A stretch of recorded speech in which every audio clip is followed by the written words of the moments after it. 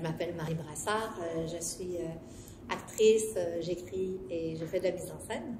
Et je vais présenter mon spectacle Violence à l'Usine C très prochainement. Aventure, liberté, excentricité. Je pense que ça s'impose à moi sans que j'aie à le choisir, mais je dirais le rêve. Quel est votre message? Je ne suis pas un messager, j'ai pas de message particulier. J'essaie de faire des spectacles qui ont une sorte de sens ouvert et où il y a quand même des pistes de réflexion pour les spectateurs qui poursuivent leur méditation après avoir vu le spectacle. Mais j'ai réponse à rien, en fait. Bon, alors, Violence, c'est un spectacle qui m'a été inspiré par ma filleule, Léone, une toute petite fille, qui m'a dit un jour une phrase formidable, très très belle, alors que je lui avais rapporté un livre du Japon, puis elle a pointé dans le ciel un dessin, elle a dit « Regarde, on dirait une petite fleur japonaise qui n'est pas encore née ». Et elle était toute petite, elle avait 2 ans et demi, et j'ai trouvé cette phrase tellement forte et puissante que j'ai décidé de faire un grand spectacle à partir de ça. Et donc, je parle d'un peu de tout dans le spectacle sans...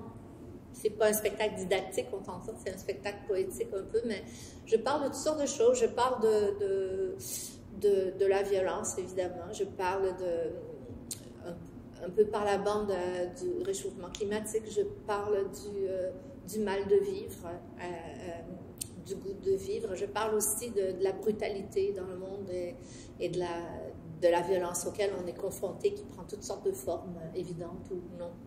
Mais ceci dit, c'est un spectacle qui est très onirique, que j'ai créé en collaboration avec des artistes de toutes sortes de disciplines et aussi des artistes japonaises, et puis qu'on a en partie développé à distance avec des artistes au Japon pendant la pandémie. L'Usine C, c'est un peu comme ma maison à Montréal. En fait, mes toutes premières créations, au tout début, quand j'ai fondé la compagnie Infrarouge, il y a 20 ans maintenant, un peu plus de 20 ans, j'ai commencé à présenter mes spectacles au FTA. Par la suite, je suis venue ici à l'usine et c'est à l'usine que j'ai présenté toutes mes créations personnelles depuis les tout débuts. Alors pour moi, c'est un lieu que j'aime aussi parce que c'est un lieu qui est très beau, on s'entend, hein, c'est beau et puis c'est très bien équipé aussi. Il y a aussi au niveau sonore aussi, c'est formidable pour le son. Puis moi, comme je travaille beaucoup avec le son, c'est important pour moi. Et j'adore ce lieu. J'aime beaucoup la programmation aussi parce que c'est très éclectique et c'est très varié et aussi il y a des productions internationales qui viennent, ce qui pour moi est essentiel pour garder un théâtre vivant, qu'il y ait des échanges avec les artistes de pays étrangers aussi. Il y a des artistes jeunes, il y a des artistes... Donc c'est très... il y a beaucoup de variété, il y a beaucoup d'inclusivité, je trouve aussi. Alors, c'est un lieu auquel je m'identifie bien et puis je me sens libre aussi de créer comme je veux ici. Je me sens vraiment bienvenue depuis très, très longtemps. Ben, curieusement, hein, ça a été une épreuve pour tout le monde, la pandémie qui nous a poussé aussi à réfléchir autant sur la situation mondiale, sociale, politique, beaucoup. On a réfléchi beaucoup, je pense, au réchauffement climatique aussi, aux conséquences de nos gestes et tout ça, donc c'est vraiment énorme. Et pour moi, en fait, ça a un aspect positif, je pense, dans ma démarche et dans mon travail.